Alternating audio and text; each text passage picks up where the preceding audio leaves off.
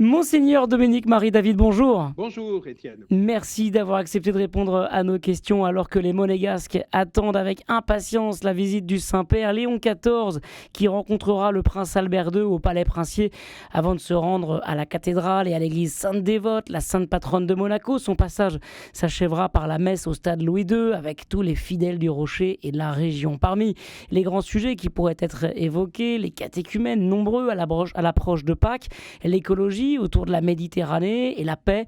150 nationalités cohabitent à Monaco. Monaco, où la foi catholique est religion d'État. Les liens sont anciens et profonds entre le Saint-Siège et la dynastie des Grimaldi. Que vient donc faire le pape à Monaco, Monseigneur David ? Alors c'est une question qu'on m'a énormément posée ces dernières semaines, vous l'imaginez, parce que c'est un voyage, une initiative de voyage qui a surpris. Est-ce que c'est vraiment le pays le plus urgent à aller visiter aujourd'hui? Que signifie la présence du pape dans un pays connu effectivement pour sa richesse, voilà. Aujourd'hui, moi, comme pasteur, ma, mon appréciation de cette décision du pape, qui est une vraie décision, hein, le pape n'avait pas juste une journée libre avant le dimanche des Rameaux et la Semaine Sainte, il a souhaité effectivement répondre à l'invitation du prince souverain et moi-même, de l'archevêque. Euh, Effectivement, je le vois comme l'attention du pasteur qui, comme il le fait à chaque fois, comme successeur de Pierre, vient affermir la foi de ses frères.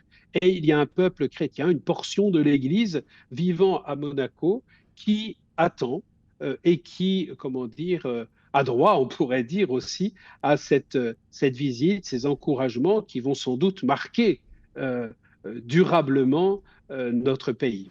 Alors, le prince Albert II et le pape Léon XIV se sont rencontrés depuis le début du pontificat. Est-ce que une relation s'est nouée entre les deux, une relation d'amitié, une relation fraternelle qui a permis cette visite à Monaco ?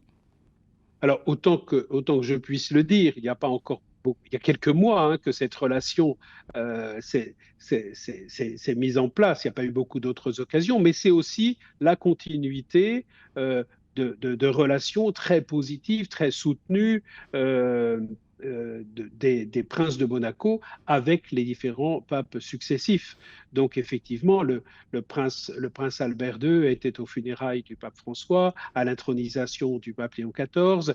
Et puis, c'est au cours de cette dernière audience, en janvier, où le prince l'a invité officiellement à venir en principauté.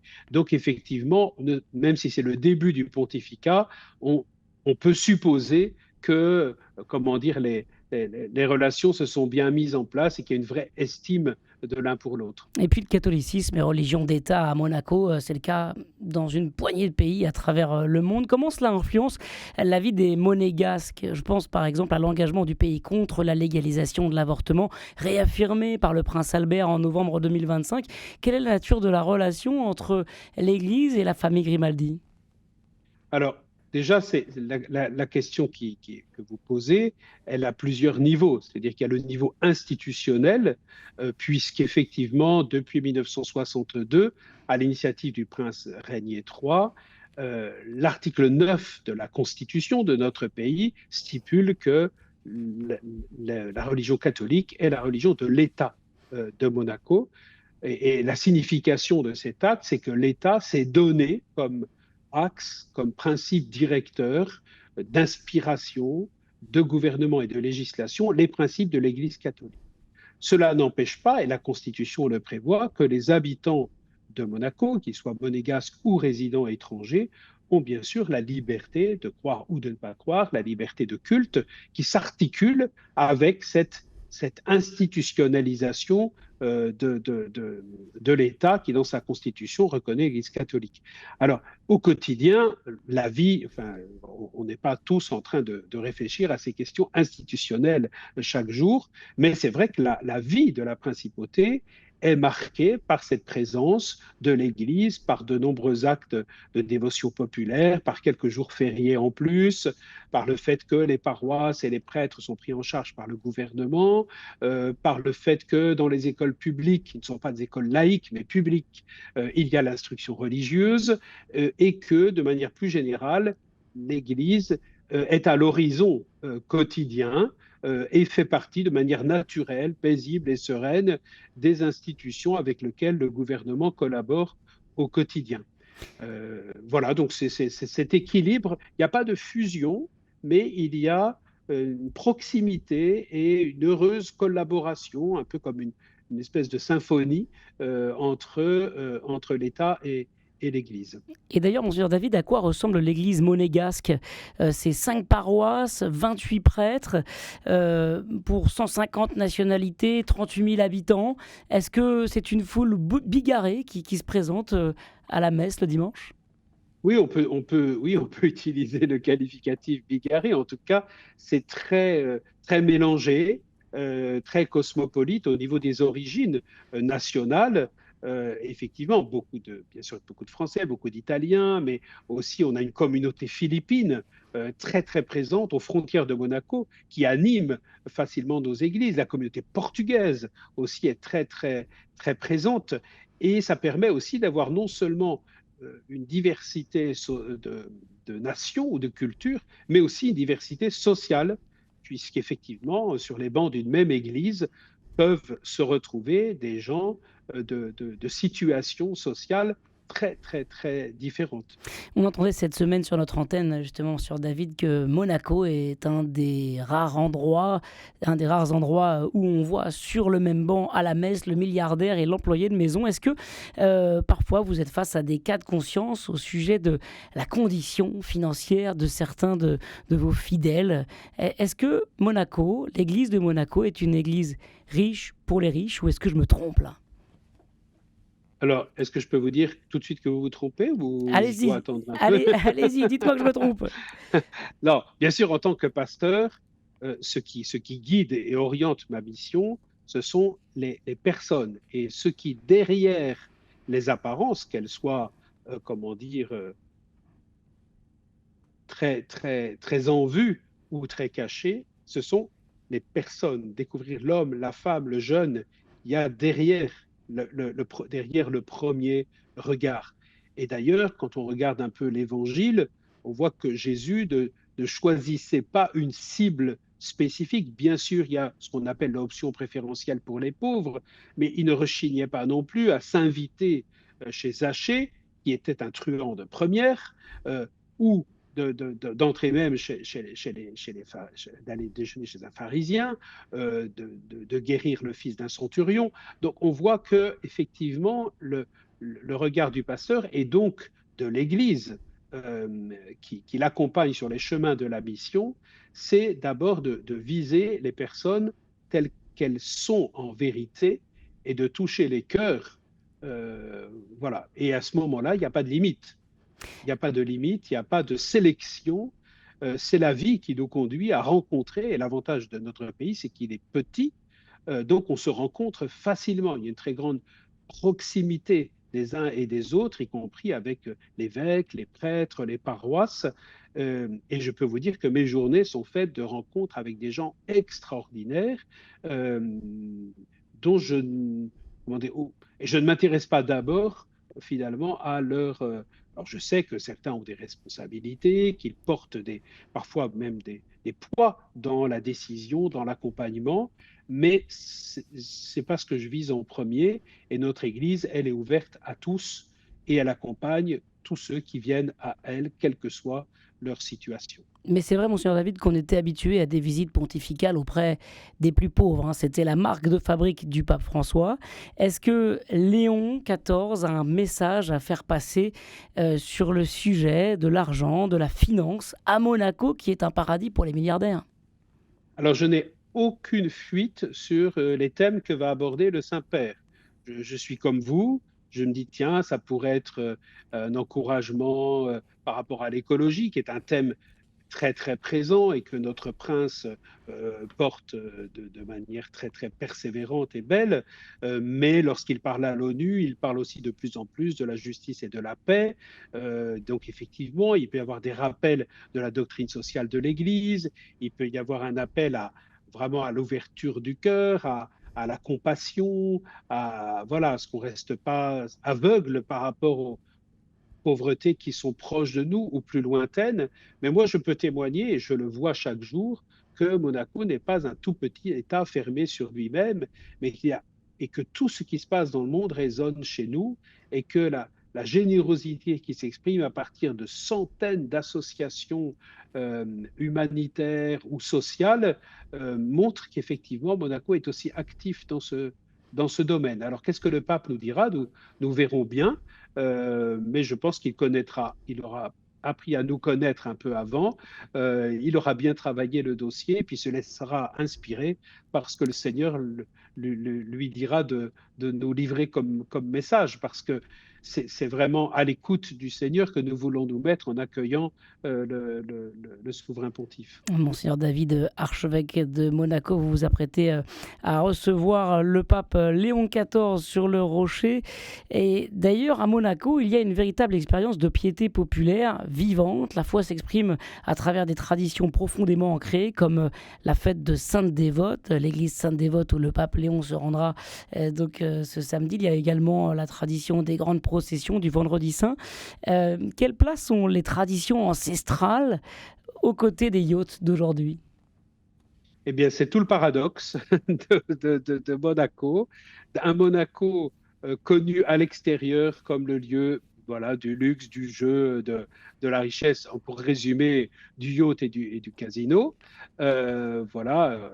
Mais finalement, la plupart des monégasques que je rencontre sont tous unanimes.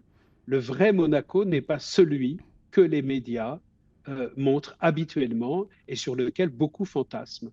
Au quotidien, la vie des habitants de Monaco, même si certains travaillent dans ces lieux, c'est une vie laborieuse, une vie de famille. Monaco est ce qu'elle est grâce à tous ceux qui l'ont fabriqué, qui l'ont construit, qui travaillent parfois avec beaucoup d'abnégation. Donc effectivement, tout cela se manifeste de façon éclatante lors des grandes fêtes qui rassemblent le peuple de Monaco dans toute sa diversité pour des processions. Alors vous avez cité bien évidemment la Sainte-Dévote, qui est la grande fête de notre patronne, fin janvier. Vous avez parlé de le Christ mort, le Vendredi Saint, mais il y a aussi le 8 décembre qui est férié, la fête Dieu qui est fériée. Et les Monégasques sont très attachés à faire vivre ces traditions, conscients qu'il y a quelque chose de leur identité et de leur survie euh, dans ce qu'ils ont, de ce qui les prend le plus aux tripes, on pourrait dire, qui se joue dans la fidélité à ces traditions. Alors l'Église, et de fait c'est aussi un peu ma mission, accompagne avec énormément de bienveillance tout ce qui se réalise chaque année dans ces grands événements, tout en accompagnant, tout en donnant un peu cette lumière de l'Évangile pour que cette succession d'événements ne soit pas juste un reliquat du passé ou un héritage culturel, mais une occasion de nous mettre sous le regard de Dieu et de suivre davantage le Christ et en nous rendant plus attentifs les uns aux autres. Dieu, Monseigneur David, est présent jusque dans la devise du pays, jusque dans la devise de Monaco. Deo Juvante, avec l'aide de Dieu, avec la grâce, avec le soutien de Dieu. Et c'est un peu comme ça que nous essayons de préparer la venue du pape, parce que c'est rapide, parce qu'il y a beaucoup de choses à préparer. Donc nous essayons que tous les éléments se mettent en place avec l'aide de Dieu, puisque c'est notre devise. Alors, comme en France, les catéchumènes sont très nombreux ces dernières années à Monaco. Ils seront 70 à être baptisés à Pâques cette année. Quelle place joue la piété populaire, justement, dans la foi des catéchumènes là, qui seront baptisés tout prochainement? Alors, je corrige un peu parce qu'il faut qu'on reste modeste à Monaco. On a 70 personnes inscrites au catéchuménat, mais ça se répartit sur plusieurs années et il y en a aussi quelques-uns qui se préparent à la confirmation. Donc, cette année à Pâques, il y en aura 10. Voilà. Mais tous les autres attendent derrière et il y en a encore d'autres qui frappent à la porte. Donc, vous avez raison, le mouvement se poursuit et nous nous en réjouissons. Il y aura jusqu'à 77 fois cette fois, espérons-le. Écoutez, on verra bien. Ça, c'est l'œuvre du Saint-Esprit. Nous, on n'y est pour rien. Hein. Ils ne viennent pas par les canaux habituels. Hein. C'est le même phénomène en France ou ailleurs. Ça nous surprend. En plus, c'est des catéchumènes là, comment dire, il y a un rajeunissement. Beaucoup d'adolescents, d'étudiants et de jeunes professionnels qui viennent avec un enthousiasme, une curiosité, une motivation qui surprend les générations les plus anciennes et qui est un peu un défi pour nos communautés, pour nos paroisses, de savoir les accueillir, les accompagner et d'accepter de nous transformer pour pouvoir effectivement être sur le chemin de ceux que le Seigneur nous envoie et qui parfois nous bousculent un peu, mais aussi c'est une chance aussi pour nous d'être transformés et peut-être de nous convertir davantage. Le pape a choisi comme devise pour ce voyage apostolique: Je suis le chemin, la vérité et la vie. C'est tiré de l'évangile de Saint Jean, cette phrase bien connue. Est-ce qu'il y a une dimension missionnaire? Est-ce que cette population monégasque est à évangéliser encore et encore, Monseigneur David? Eh bien, voilà, vous m'enlevez les mots de la bouche, Étienne. C'est sûr voilà, on voit bien que il y a cet enracinement, cette histoire, cette culture, cette identité dont nous sommes fiers et qui contribue à l'homogénéité et à la communion dans notre pays. On le voit à chaque fête nationale autour du prince et de sa famille. Il y a une espèce comme un village réuni du père de famille. C'est l'impression qu'on a. Mais il y a aussi une vraie exigence de continuer ce chemin parce que l'évangile a ses exigences, l'évangile a sa cohérence, et c'est pour ça que nous nous sommes mis d'accord, et le pape a accepté effectivement de mettre au centre de ce voyage cette phrase du Christ: Je suis le chemin, la vérité et la vie, qui n'est pas une phrase du pape Léon XIV, qui est une phrase du Christ, et comme le pape sait le faire depuis son élection, et comme il l'a toujours fait, il va orienter notre attention, notre regard, notre cœur vers le Christ. Chemin, vérité et vie. Il nous a semblé aussi que ce thème correspondait tout à fait à cette mission qui est la nôtre ici, d'emprunter ce chemin avec tout notre pays, sans oublier ceux qui nous entourent et le monde dans les situations dramatiques qu'il vit. La vérité, parce qu'il y a une cohérence de l'évangile et que l'identité qui est la nôtre doit pouvoir rayonner, voilà, la splendeur de la vérité. Et puis la vie, parce que c'est notre trésor le plus précieux. Nous ne devons pas l'oublier, nous devons être attentifs à la vie de tous. Chaque vie est digne, chaque existence mérite d'être accueillie, aimée, accompagnée. Donc c'est tout un programme. En acceptant ce thème pour la visite du pape, on se donne déjà des éléments pour poursuivre le chemin après sa venue. Je dis souvent aux fidèles ces derniers jours: le pape vient quelques heures, la grâce nous conduira à poursuivre notre chemin de vie sans qu'il ne se termine vraiment. Donc prenons-le comme un don, comme un encouragement pour que les fruits soient nombreux après la visite du pape. Est-ce qu'en cela, Monseigneur David, vous comptez un peu sur le prince Albert II? Est-ce que lui, à sa manière, en recevant le pape Léon, est missionnaire? Est-ce que c'est un fidèle de la cathédrale, par exemple, le dimanche à la messe quand vous présidez?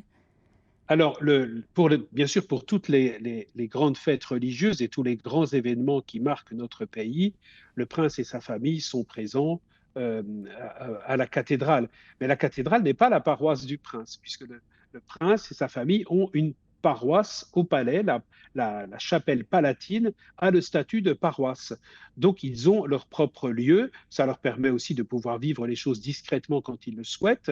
Mais bien évidemment, le prince accompagne, voilà, et les relations entre le gouvernement princier et l'Église sont quotidiennes, puisque nous collaborons ensemble pour notre fonctionnement, pour notre organisation et pour un grand événement comme la visite du pape. C'est tout le pays qui s'est mobilisé comme un seul homme et c'est même beau à voir. Voilà, bien sûr, il y a des moments où il faut discuter, il faut se mettre d'accord, mais c'est quand même étonnant. Donc, la personnalité morale et chrétienne du prince est quand même comme une lumière qui, à sa place, avec tous les autres éléments, joue un rôle non seulement dans la préservation de l'identité, mais en nous ouvrant aussi aux défis de notre monde, parce que le prince est très attentif à ce qui habite le monde, aux espérances qui habitent le monde et qui ne doivent pas s'éteindre, et aux défis, voilà, en particulier écologiques, mais aussi sociaux, ou concernant la paix. Là, effectivement, ça marque l'orientation de notre pays, mais finalement, c'est aussi la responsabilité de tout un chacun.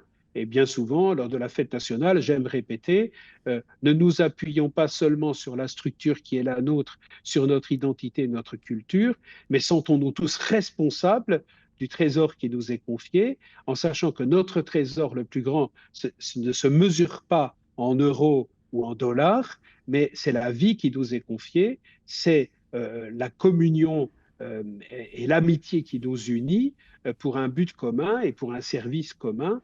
Et donc, ne nous trompons pas de richesse, ne nous trompons pas de trésor. Et j'aime aussi parfois conclure en disant, ne nous trompons pas de rocher.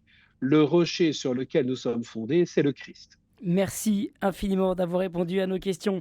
Monseigneur Dominique-Marie David, je rappelle que vous êtes l'archevêque de Monaco. Vous vous apprêtez à recevoir, alors pour la première fois à l'époque contemporaine, le pape Léon XIV. Alors il y a eu un pape dans l'histoire qui est venu sur le rocher, c'était Paul III, et c'était en 1538. Voilà, c'est une première depuis 500 ans. Merci infiniment, Monseigneur Merci David, beaucoup, Étienne. d'avoir été avec nous aujourd'hui sur RCF Merci. Notre-Dame.